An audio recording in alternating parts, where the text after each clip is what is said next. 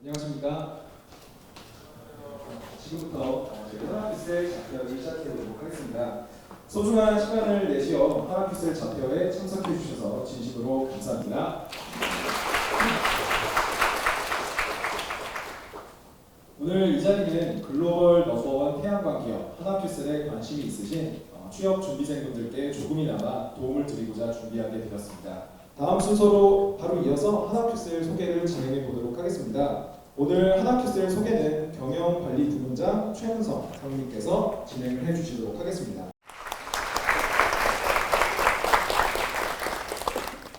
예, 반갑습니다. 저 방금 소개받은 하나큐셀 경영관리부문장 최문성 상무입니다.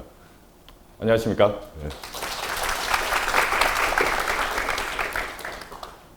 어떤 일을 하는 건지, 그리고 저희들과 여러분들이 어떻게 미래 비전을 같이 공유해 갈 수 있을지 정보도 얻어 가시고 같이 이야기할 수 있는 시간들 좀 더 많이 확대해서 할 수 있도록 저희들이 좀 준비를 하도록 하겠습니다.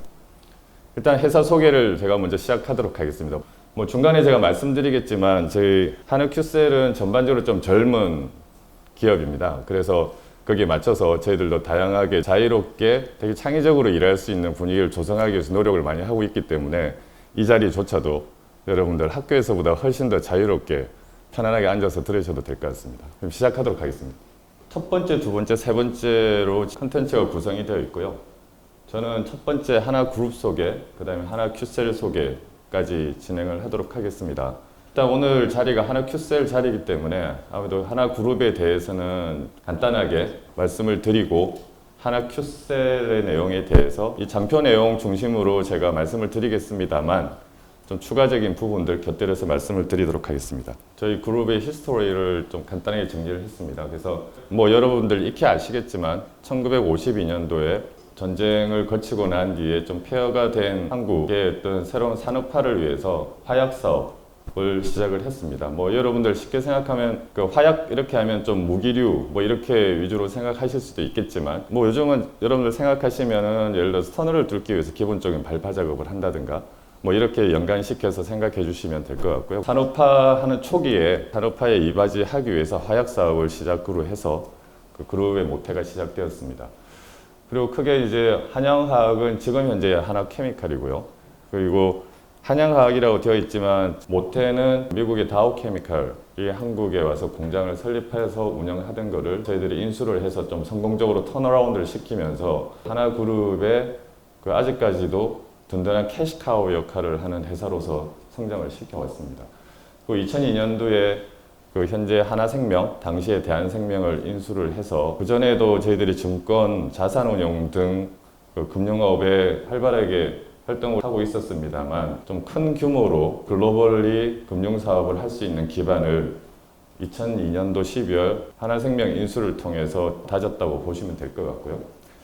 그 뒤에 이제 2010년, 14년 보면 2010년 8월은 하나그룹이 솔라 비즈니스에 최초로 등장하게 되는 그런 시기입니다. 그래서 당시에 중국 플레이어들 위주로 초기에 솔라 비즈니스 쪽에 모듈 매니팩처링이 좀 중심으로 흘러가고 있었는데 당시에 중국의 솔라펀 홀딩스를 저희들이 인수를 하면서 솔라 사업을 시작하게 됐습니다. 2014년 11월에는 언론에도 많이 나왔지만 삼성 계열사인 지금 현재는 하나토탈, 당시에 삼성토탈, 그리고 삼성종합화학, 그리고 방산, 삼성테크윈 이런 업체들을 인수를 하면서 기존에 저희들이 그룹에서 하고 있던 석유화학 사업, 페트로케미컬 사업의 근간을 좀 더 강화시켜서 국내에서는 좀 독보적인 1위를 할 수 있는 석유화학 사업의 어떤 시너지를 발생시키는 기준으로 확장을 했고요.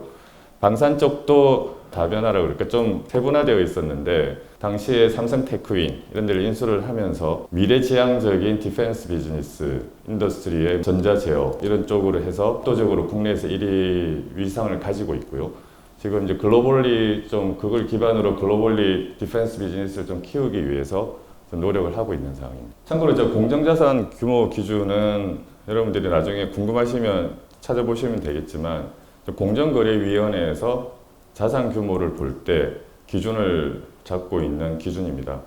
간단하게 말씀드리면 예를 들면 뭐 은행이나 보험업 같은 경우에는 자산을 단순하게 합치면 대부분의 자산이 여러분들 아시다시피 여러분들이 내는 예금이나 보험료 이런 걸로 해서 대부분 은행 자체적으로 보험사 자체적으로 투자할 때 쓸 수 있는 돈이 아닙니다. 그래서 그런 부분들은 제거하고 보는 기준이니까 참고로 알고 계시면 될 것 같습니다. 꾸준하게 좀 성장을 해왔고요. 올해는 예상 매출액이 약 한 70조 원 정도 되고 보시면 아시겠지만 2014년도에 삼성그룹과의 M&A를 통해서 그 석유화학과 방산 사업이 좀 비약적으로 성장을 하면서 2014년에서 2016년도에 이를 때 상당 부분 이제 외형적인 성장이 좀 커졌고요. 그 외형적인 성장뿐만 아니라 기존에 하나그룹이 오랫동안 해왔던 석유화학 비즈니스에 대한 인사이트나 아니면 경험들을 기반으로 해서 순이익 규모도 폭발적으로 증가를 하게 되어 있습니다.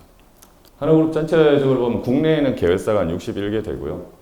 그리고 뭐 글로벌리 한 258개 네트워크를 갖고 있는데 물론 여기에는 이제 법인 형태로 존재하는 것도 있고 뭐 영업 활동이나 R&D 쪽에 전진 기주로서 브랜치로서 존재하는 데도 있습니다.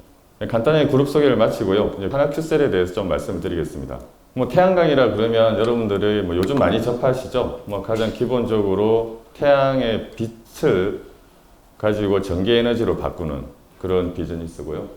그래서 보통 이제 솔라 에너지라고 많이 쓰는데 기술 또는 학문적인 관점에서 포토볼테이크라는 표현을 많이 씁니다. 그래서 여러분들이 뭐 언론이나 아니면 뉴스를 보실 때 PV 인더스트리라고 표현을 보시면 우리가 소위 말하는 솔라 인더스트리라고 이해하시면 될 것 같습니다. 뭐 제가 이걸 하나하나 이야기하는 것보다는 뭐 간단하게 줄여서 말씀을 드리면 2010년도에 중국의 당시의 솔라펀을 인수하고 현재는 하나큐셀 솔라원입니다. 그 다음에 2012년도에 당시에는 약간 태양광 업계에서는 당시에는 애플 같은 회사였습니다. 그래서 게엠바라고 하는 독일 업체였는데 항상 이렇게 시장이 충분히 성숙되고 시장의 규모가 생기기 전에 기술적인 투자를 좀 대규모로 진행을 하면서 기술적인 선도력을 가지고 있었음에도 불구하고 시장의 어떤 한계로 인해서 성공적인 상업화와 캐시플로우 창출에는 좀 어려움을 겪고 있던 회사였습니다. 이제 그 회사를 저희들은 이제 기술 관점에서 그 M&A를 진행을 했었고요. 그리고 기술과 관련된 인력과 시설, 그리고 당시 가장 최신화된 셀 공장 인정을 받고 있던 말레이시아 공장, 이렇게 저희들이 큐셀로부터 인수를 하면서 기존의 중국의 어떤 제조원가 기반의 인더스트리의 어떤 방향성과 경쟁력을 추구하던 데에서 기술적인 것을 기반으로 한 인더스트리 리더십을 가지는 데 있어서의 가장 중요한 계기가 아니었나 지금 생각을 하고 있습니다.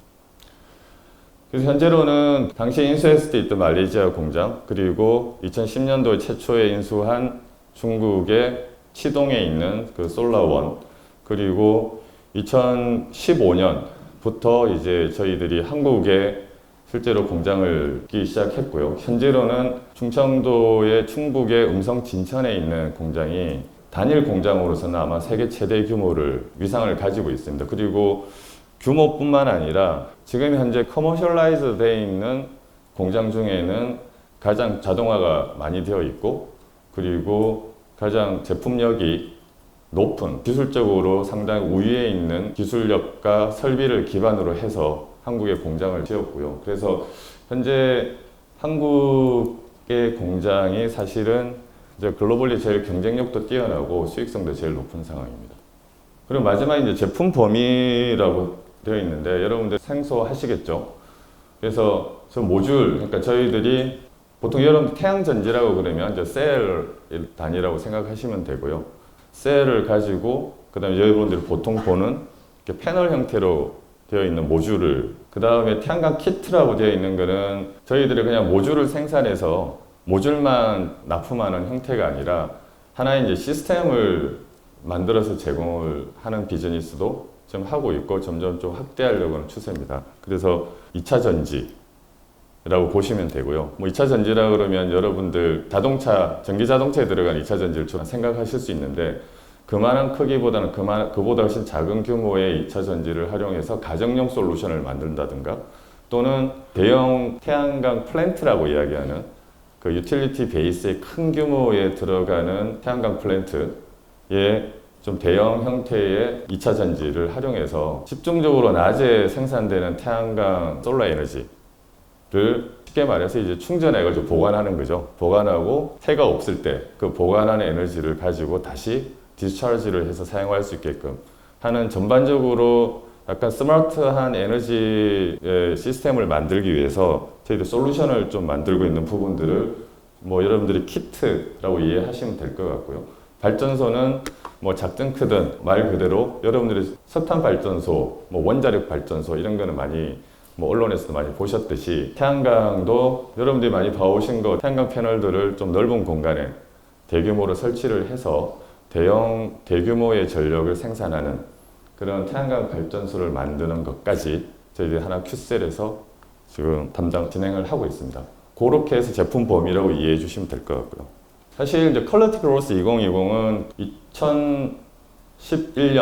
2011년에 태양광을 위해서 만든 건 아니고 하나그룹의 새로운 발전을 위한 하나의 전략적인 저희 개념으로서 퀄리티 그로스 2020를 저희들이 만들었고요.